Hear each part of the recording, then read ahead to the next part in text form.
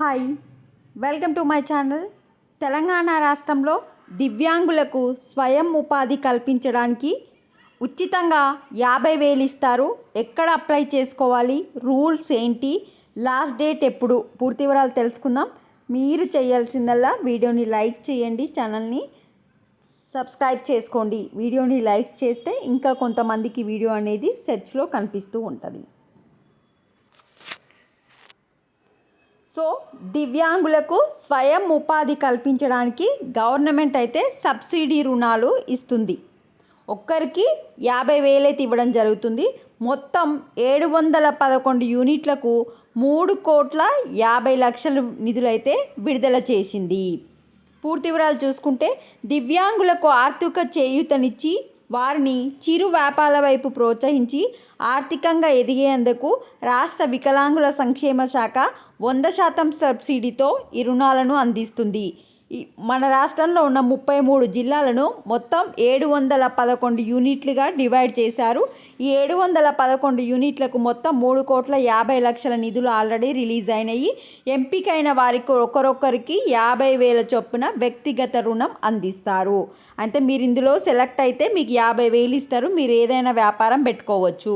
First condition, మీ యొక్క age 21 నుంచి 55 సంవత్సరాల మధ్య ఉండాలి. మీ యొక్క వికలాంగ శాతం వచ్చేసి 40% పైగా వికలాంగత్వంతో వార్షిక ఆదాయం పట్టణ ప్రాంతంలో అయితే 2,50,000, గ్రామీణ ప్రాంతాల్లో అయితే 1,50,000 ఆదాయం ఉన్న వారికే రుణాలకు అర్హులు. ఫస్ట్ ఏంది, ఏజ్ 21 నుంచి 55 సంవత్సరాలు ఉండాలి. మీకు 40% పైన వికలాంగత్వం ఉండాలి.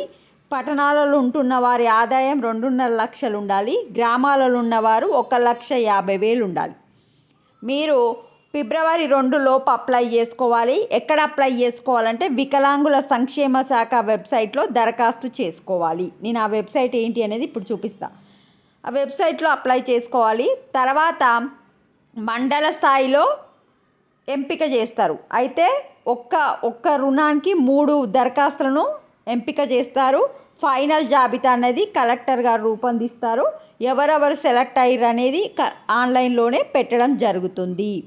రాష్ట్ర ప్రభుత్వం దివ్యాంగులకు అన్ని విధాల సహాయ సహకారాలు అందిస్తుంది. వారికి ఆర్థికంగా చేయూతనిస్తూ వ్యాపారంలో నిలదొక్కునే విధంగా ఈ స్వయం ఉపాధి సబ్సిడీ రుణాలు ఉపయోగపడతాయి. మరి ఎక్కడ అప్లై చేసుకోవాలనేది చూద్దాం. అయితే ఈ రుణాలలో ఉన్నత చదువులు చదువుకున్న వారికి మొదటి ప్రాధాన్యం ఇస్తారు. ఎక్కువ చదువుకున్న వారికి మొదటి ప్రాధాన్యం ఇస్తారు. ఇప్పుడు నేను ఏ వెబ్సైట్లో అప్లై చేసుకోవాలో చూపిస్తాను. వెబ్సైట్ వచ్చేసి ఇదే, information on person with disabilities. ఇగో ఇక్కడ కూడా అదే ఇచ్చారు చూడండి, ఇంగ్లీష్లో ఇచ్చారు. A person who has certified a person with disability by the medical board more than 40% disability. Age వచ్చేసి 21 to 55. మీరు పట్టణాలలో ఉంటే అయితే 2 లక్షలు ఇచ్చారు. ఇక్కడ గ్రామాలలో అయితే 1,50,000 ఆదాయం ఉండొద్దు.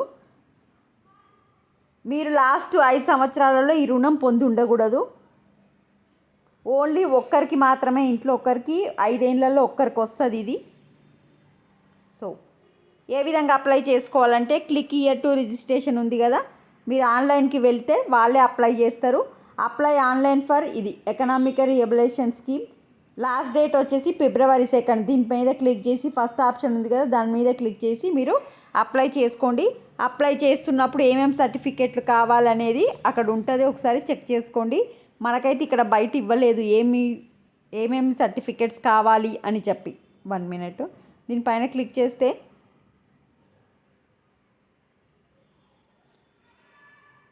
రిజిస్ట్రేషన్ ఇవన్నీ అడుగుతుంది. ఇవన్నీ ఒకసారి మీరు చెక్ చేసుకోండి. ఇంకా ఇచ్చిర్రు కదా, లబ్ధిదారుని రకము, మీరు ఏ రకం, దేనికి సంబంధించినది, మీ యొక్క స్కీమ్ ఏంటిది, ఇవన్నీ ఒకసారి చూసుకోండి. వీడియోని లైక్ చేయండి. Thanks for watching.